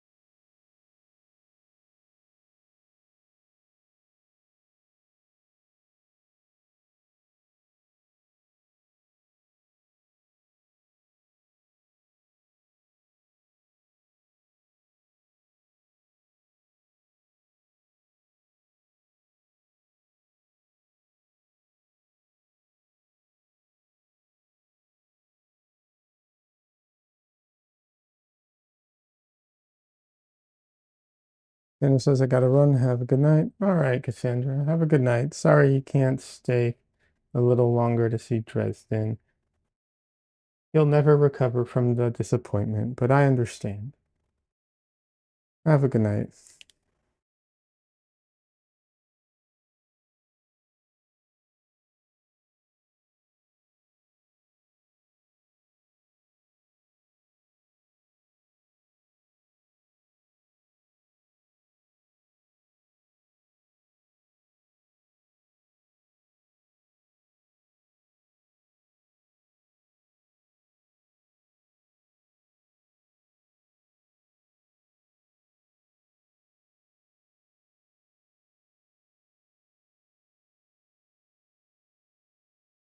Oh, I'm getting real close to finishing for tonight too, which is probably good because I'm starting to feel a little sick to my stomach, honestly.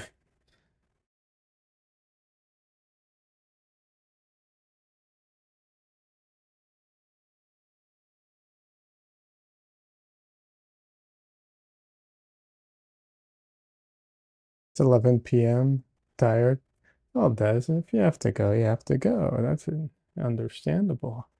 Probably you should, don't don't push yourself to stay up for this. As far as me, no, I'm not sick. I'm not. Only reason I feel a little sick to my stomach is because I had some like cho chocolate wafers like 3 hours ago, and I had some I had avocado toast like 10 hours ago. Um, and that's all I've eaten today.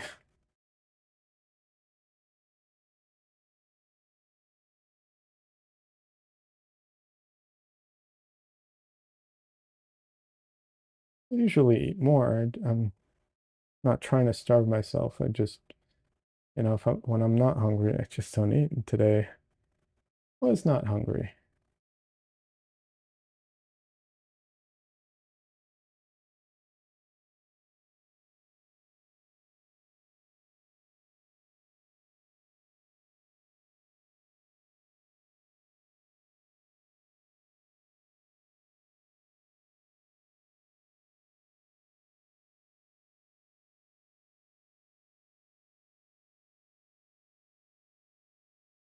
But yeah, I'm pretty sure I should probably get off stream and eat something. I know it's not that late here. It's like 9, which I know is a late dinner for most people, but I stay up late.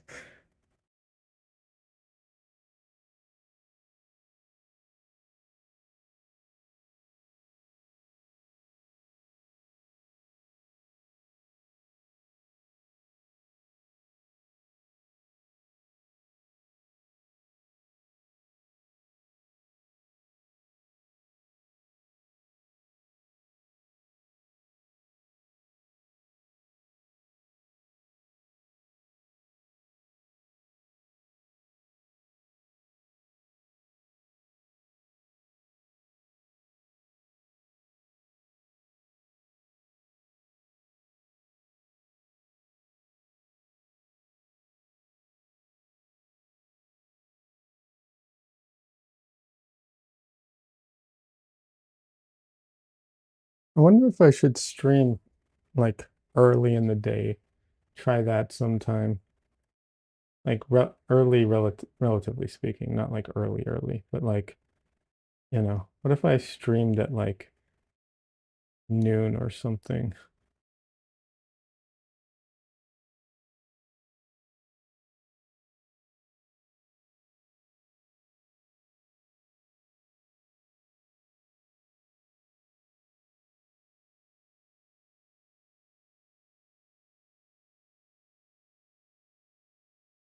I don't know if people would, like I don't know if people would be up for watching at those times or not.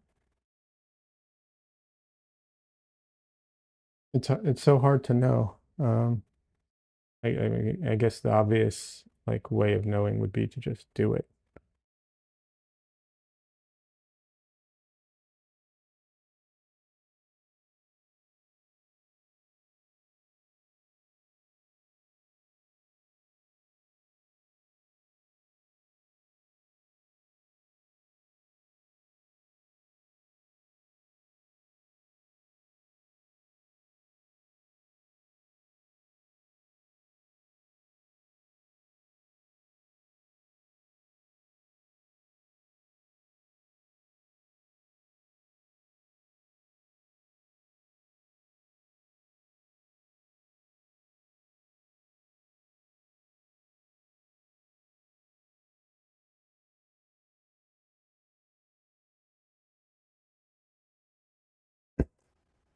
Des says there are artists from Europe who stream early in the day and they get lots of views. There's one I can think of. I don't remember how many he gets, how many viewers he gets. Thinking of Dylan Sarah, he streams at like 2 p.m. my time or 2:30. I don't remember how many views he gets, but I always wonder if it's like, should I attribute the views to, the time, or should I just attribute it to like, you know, them and the audience that they've made. I don't know. I keep wanting to stream earlier, and it's just trying to do, and deal with kind of everything all the time. Just kind of keeps me from doing it.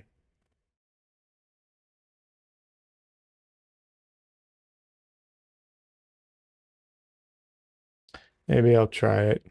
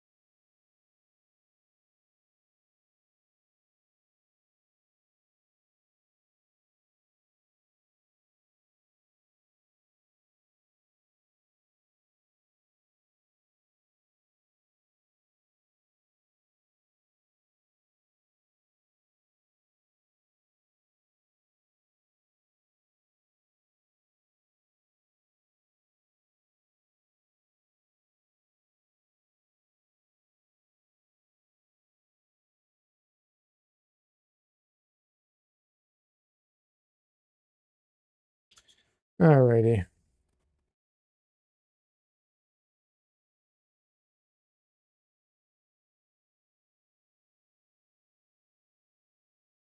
All right, I hit the 2 hour mark. That's about as good as I've got in me tonight, I think. Let's see. Dresden, let's say goodbye to everybody.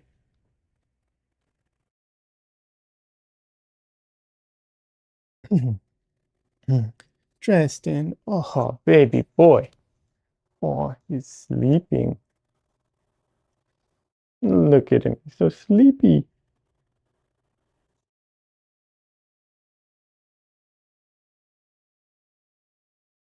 He is so out of it. I would feel really bad about waking him up if he didn't do, if he didn't pull shit like this all the time with me, waking me up when I'm trying to sleep or something.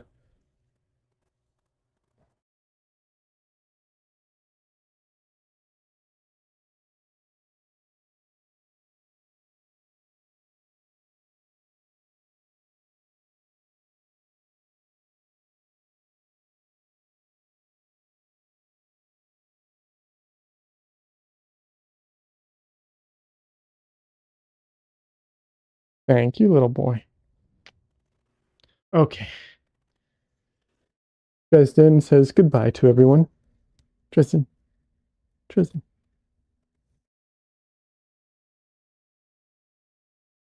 All right. Goodbye.